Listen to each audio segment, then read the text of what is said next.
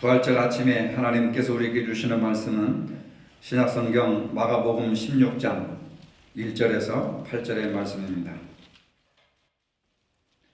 안식일이 지남에 막달라 마리아와 야고보의 어머니 마리아와 또 살로메가 가서 예수께 바르기 위하여 향품을 사다 두었다가 안식 후 첫날 매우 일찍이 해도 들 때에 그 무덤으로 가며 서로 말하되 누가 우리를 위하여 무덤 문에서 돌을 굴려주리요 하더니 눈을 들어본즉 벌써 돌이 굴려져 있는데 그 돌이 심히 크더라. 무덤에 들어가서 흰 옷을 입은 한 청년이 우편에 앉은 것을 보고 놀라매 청년이 이르되 놀라지 말라. 너희가 십자가에 못 박히신 나사렛 예수를 찾는구나. 그가 살아나셨고 여기 계시지 아니하니라. 보라, 그를 두었던 곳이니라. 가서 그의 제자들과 베드로에게 이르기를 예수께서 너희보다 먼저 갈릴리로 가시나니 전에 너희에게 말씀하신 대로 너희가 거기서 배우리라 하라 하는지라. 여자들이 몹시 놀라 떨며 나와 무덤에서 도망하고 무서워하여 아무에게 아무 말도 하지 못하더라. 아멘. 오늘은 기독교 최대 절기라 할 수 있는 부활주일입니다. 해마다 부활절을 맞이하고 또 부활절 연합 예배를 드리고 또 방송, 신문, 매체에서 부활을 이렇게 화려하게 이야기를 하지만 과연 오늘 우리들에게 있어서 부활은 어떤 의미가 있는가 하는 그런 본질적인 문제를 한번 생각해 보게 됩니다. 주님께서 죽음의 권세를 이기시고 부활하셨습니다. 예수께서 부활하셨다고 하는 소식은 우리 모두에게 가장 복된 소식 중에 복된 소식입니다. 왜냐하면 주님의 부활은 믿음 안에 사는 모든 사람들의 부활을 뜻하기 때문에 그렇습니다. 근데 많은 사람들이 예수님만 부활하셨다, 또 예수님이 부활하셨다, 거기서 끝나는 겁니다. 무슨 의미가 있겠습니까? 예수님의 죽으심이 나의 죽음이고 예수님의 부활이 내 부활이고 서로 이렇게 영향이 있고 관계가 있어야 되는데 대개 보면은 교인들은 예수님이 부활하셨다더라 또는 예수님이 부활하셨다, 그것으로 끝나버립니다. 그 예수님이 부활하셨다는 것이 뭐 어쨌다는 거예요? 그게 나에게 어떤 영향을 미치고 성경적으로 신앙적으로 어떤 의미가 있는지를 발견하고 그 축복을 누리는 것이 복된 소식인 줄로 믿으시기를 바랍니다. 부활신앙은 우리에게 죽음에 대한 두려움을 이기도록 도와줍니다. 이게 부활의 능력이라고 하는 겁니다. 사람들이 행복하지 못한 까닭은 죽음에 대한 두려움에 사로잡혀 있기 때문에 그렇습니다. 모든 사람들이 죽음을 두려워하는 까닭은 죽으면 끝이라고 생각합니다. 죽으면 더 이상 사랑하는 사람들과 함께 살아갈 수도 없고 어렵게 모은 재산도 다 놓고 가야 한다고 생각합니다. 이러한 두려움은 두려움으로 끝나는 것이 아니라 삶에 대한 무서운 집착으로 나타납니다. 삶에 대한 집착은 욕심을 낳고 불안을 낳고 다른 사람들에게 해를 끼치게 됩니다. 욕심에 물들고 불안에 시달리는 사람은 행복할 수가 없습니다. 부활신앙은 죽음이 더 이상 끝이 아님을 알기에 죽음 다음에 영원한 소망을 우리에게 가르쳐주고 있습니다. 그래서 죽음에 대한 두려움을 극복하게 합니다. 죽음을 두려워하지 않기 때문에 삶에 대한 지독한 애착이 없습니다. 집착이 없습니다. 삶에 대한 헛된 집착이 없으니까 자유가 옵니다. 내면에 평안이 옵니다. 기쁨이 옵니다. 얽매이지 않습니다. 욕심도 근심도 없습니다. 복잡한 일 때문에 잠을 못 이루는 그런 일도 없습니다. 세상에서 가장 평화롭고 가장 강한 사람이 됩니다. 바로 예수님께서 그런 분이셨습니다. 예수님의 부활은 역사적 사실입니다. 그 증거를 성경에서 많이 찾아볼 수가 있습니다. 열린 돌무덤이 증언을 하고 있습니다. 예수님이 사던 팔레스틴 지방의 무덤은 주로 바위를 파서 만든 굴과 같은 돌무덤입니다. 예수님은 그 돌무덤에 갇혀 있습니다. 그런데 그 다음날 가서 보니까 돌무덤이 비어 있었습니다. 이 무거운 돌문을 새벽에 찾아간 여인들이 옮겨 놓을 수가 없었습니다. 여인들은 커다란 돌문을 옮길 만한 힘이 없었습니다. 예수님은 돌무덤을 열고 다시 살아나셨습니다. 부활의 또 다른 증거는 예수님의 시신을 둘러쌌던 세마포입니다. 부활절 아침 마리아가 예수님 시신이 안치된 무덤을 찾아갔을 때 무덤을 막고 있던 커다란 돌이 굴러져 있는 것을 보았습니다. 마리아는 즉시 시몬 베드로와 예수님의 사랑하시는 제자 요한에게 알렸습니다. 무덤에 도착한 제자는 몸을 굽으려 무덤 안을 들여다보았습니다. 세마포는 있었지만 예수님의 시신은 온데간데 없었습니다. 베드로는 무덤 속에 들어가 예수님 머리를 쌌던 수건이 딴 곳에 가지런히 접혀 있는 것을 보았습니다. 그리고 부활의 증거는 바로 그것을 목격한 제자들이었습니다.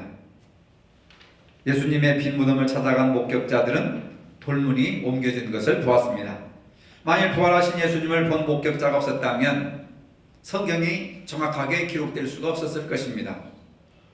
요한복음 20장에서 예수님의 부활을 친히 목격한 목격자들을 소개하고 있는데 가장 먼저 목격한 사람이 막달라 마리아였습니다. 이후에 제자들이 목격했습니다. 그들 중 도마는 나는 못 믿겠습니다. 내 손을 예수님의 옆구리에 넣어보지 않고는 믿지 못하겠습니다. 라고 강한 의구심을 이야기했습니다. 같은 사건을 두고도 어떤 사람은 믿는가 하면은 어떤 사람은 도저히 의심이 생겨서 믿지 못한다고 말하는 사람들이 있습니다. 오늘 우리 가운데도 부활 사건을 아멘으로 사건 그 자체를 믿는 분이 있는가 하면 신화로 받아들이는 분들도 있을 것입니다. 성경은 믿어야지 이해하려고 해서는 이해할 수가 없습니다. 왜냐하면 성경은 과학서적이 아니기 때문에 그렇습니다.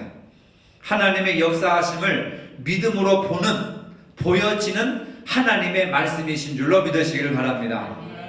요한복음 20장 13절에 마리아는 이렇게 말합니다. 사람이 내 주님을 옮겨다가 어디에 두었는지 내가 알지 못함이니이다. 사람들이 예수님을 어디다 두었는지 알지 못한다. 예수님이 부활하셨다는 것을 믿는 것이 아니라 사람들이 예수님의 시체를 훔쳐 도망갔다, 감춰놓았다 이렇게 생각을 한 겁니다. 왜? 감히 부활을 생각할 수가 없는 것이죠. 또 마리아가 예수님을 일찍 찾아간 것은 예수님과 마리아의 특수한 관계 때문에 그렇습니다. 예수님이 마리아를 얼마나 많이 사랑했는지 모릅니다. 7 귀신 들렸던 그 여인을 구원해 주시고 살려주시고 제자로 받아주신 생명의 은인이 바로 예수님이셨습니다. 12제자들보다도 막달라 마리아가 예수님의 은혜를 가장 많이 입은 사람 중에 한 사람입니다. 예수님은 마리아에게 삶의 의미와 희망을 주셨습니다.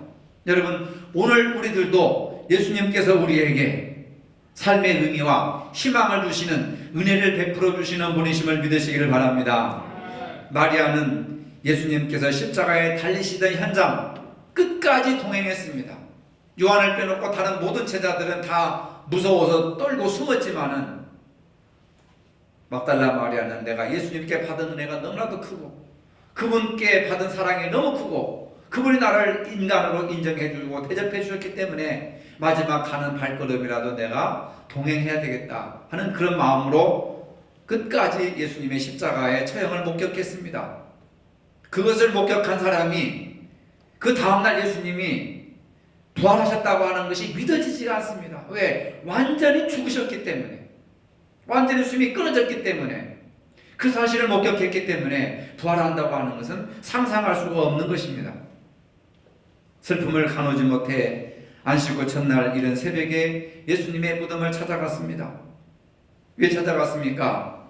예수님의 몸에 바르기 위해서 향품을 가지고 내가 예수님에게 은혜를 받았으니 예수님에게 해드린 것은 없고 마지막 시체에다가 아름다운 향품이라도 발라드려야겠다고 하는 소박한 마음을 가지고 이른 새벽에 무덤을 찾아갔습니다.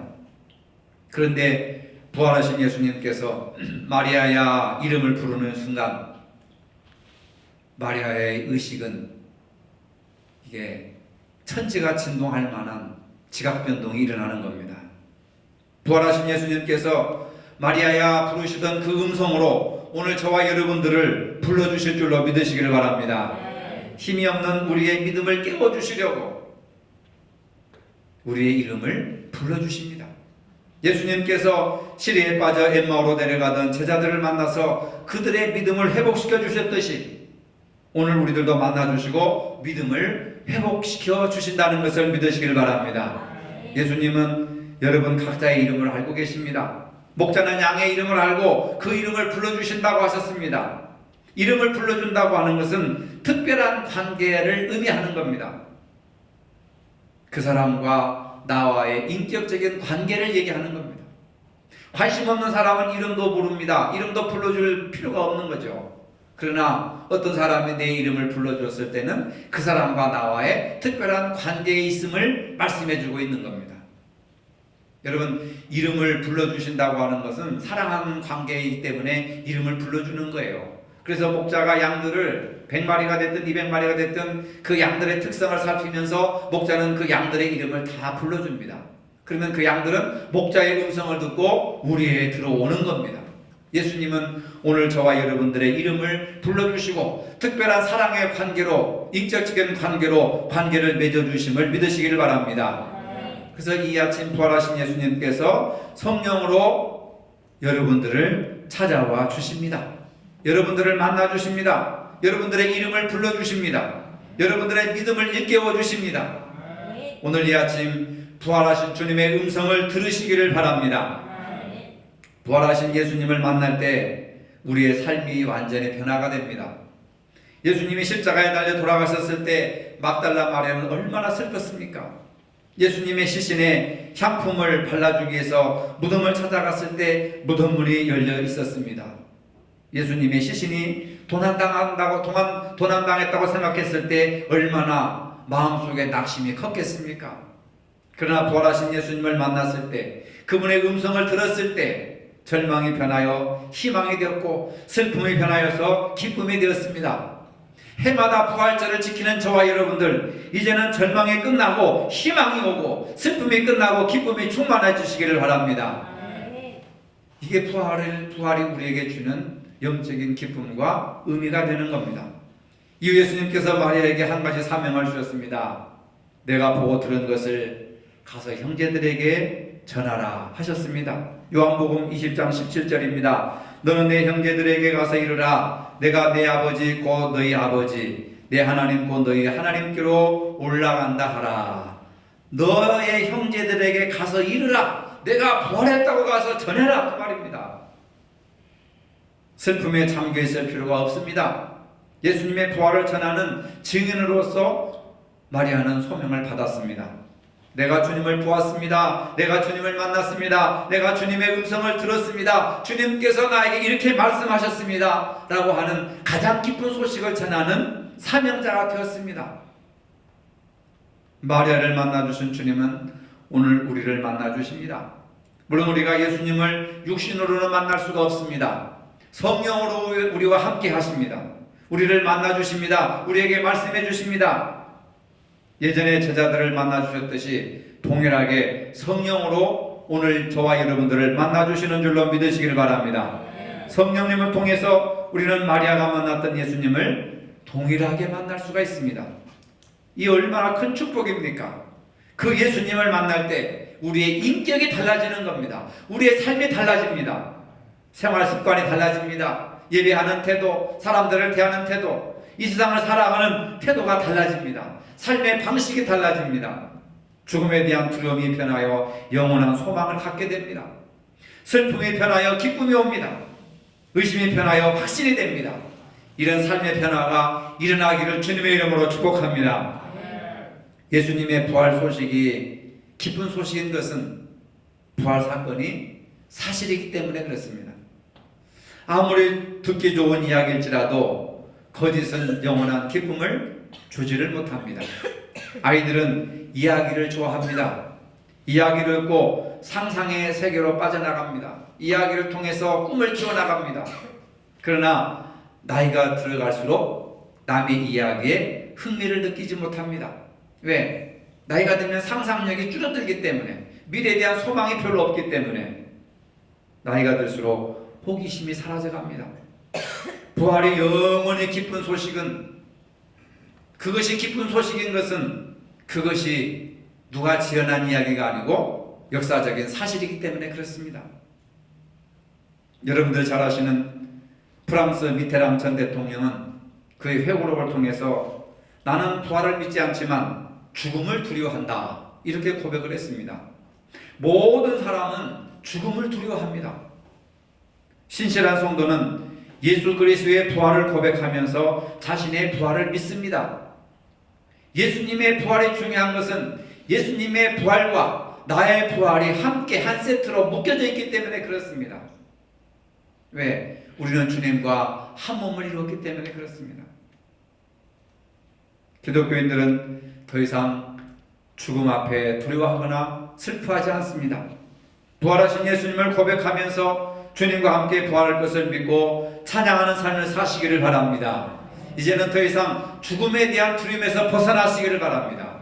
부활하신 예수님을 믿는다고 한다면 죽어야 부활이 이루어지듯이 죽음이 끝이 아니고 죽은 다음에 부활이 이루어진다는 확신한 믿음을 가지시기를 바랍니다.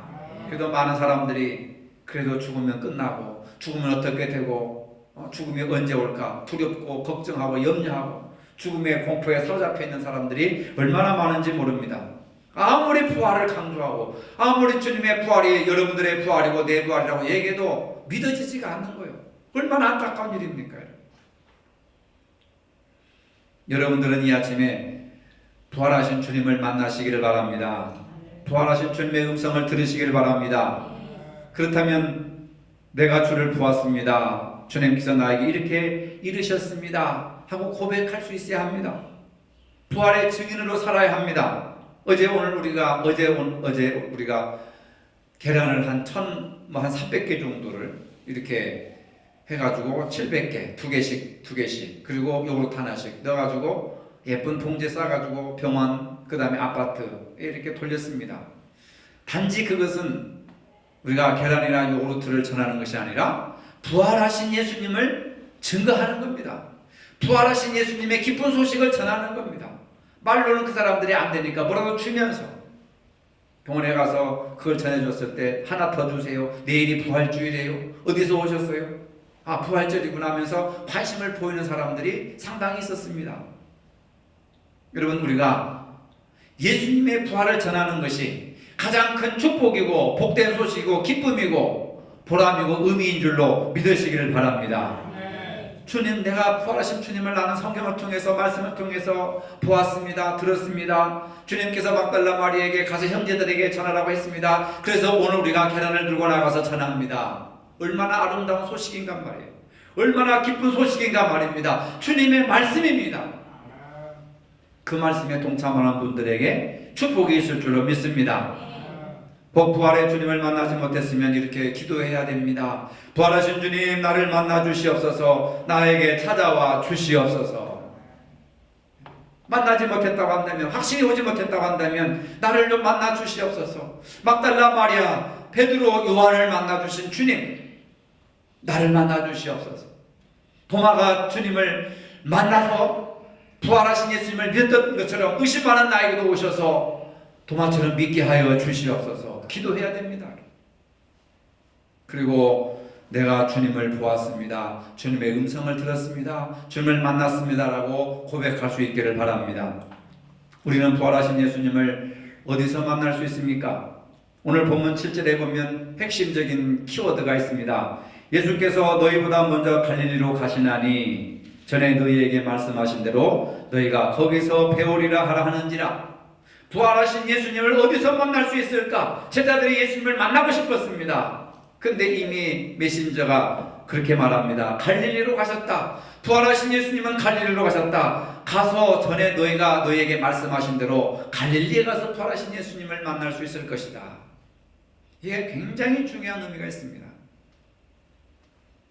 러시아의 작가 톨스토이가 쓴 작품 중에 부활이라고 하는 대표적인 작품이 있습니다.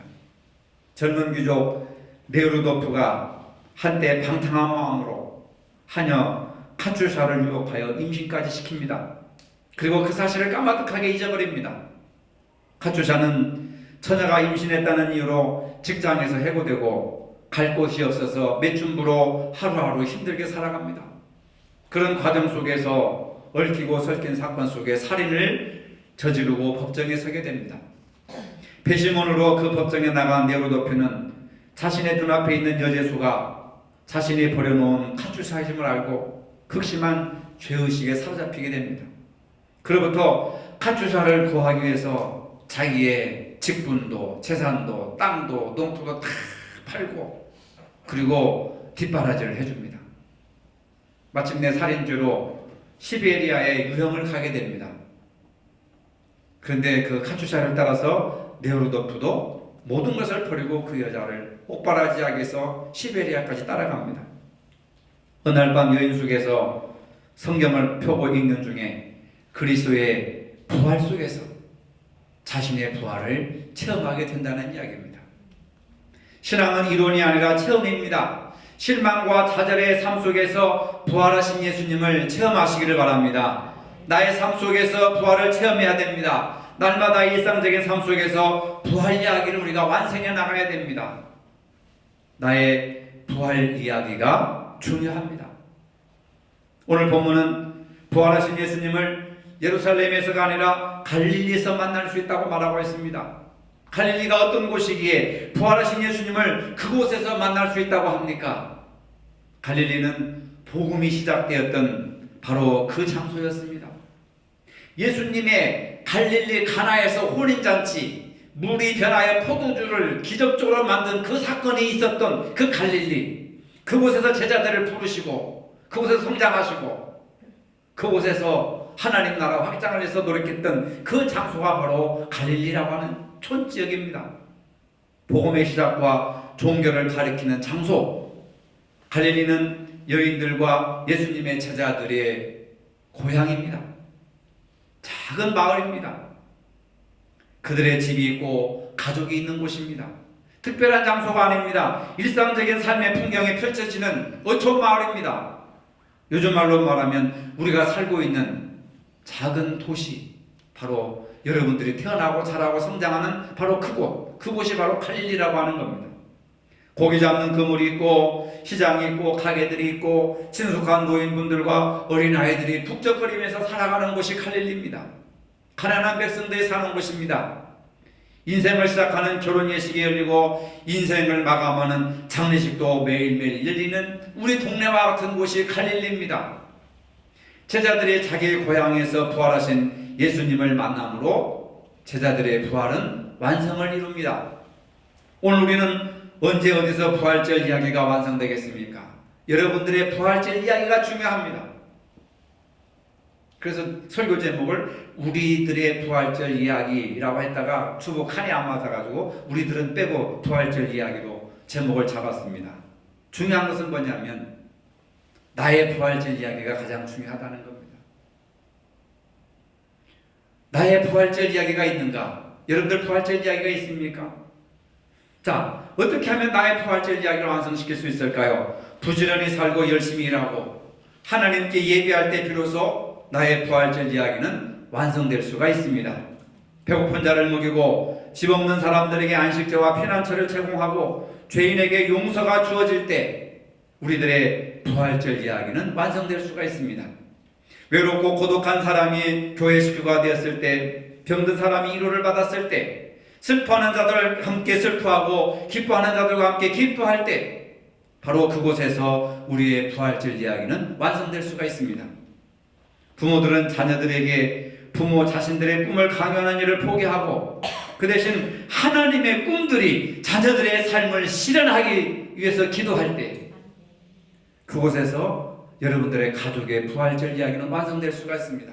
부모와 자식이 화평하고 화해하고 교통하고 교제하고 서로 단절된 이야기가 서로 이렇게 이어지는 그 삶의 현장 속에 부활절 이야기는 완성될 수가 있습니다. 사업하는 분들은 비용에 상관없이 옳고 정의로운 일을 하기로 결정할 때 부활절 이야기는 사업터에서도 완성될 수가 있는 것입니다. 사소한 일들과 문제들에 대해서 불평을 멈추고 세상을 바꿀 수 있는 일들을 위해서 우리의 힘을 바칠 때 비로소 그 삶의 현장에서 우리들의 부활절 이야기는 완성될 수가 있습니다. 우리의 입에서 남을 긍정하고 인정해주고 감사와 찬송으로 서로 연합할 때 우리의 부활절은 관계 속에서 완성될 수 있습니다. 전쟁을 일삼는 나라와 국가들이 평화의 잔잔한 물가로 나올 때 부활절 이야기는 완성될 수가 있습니다.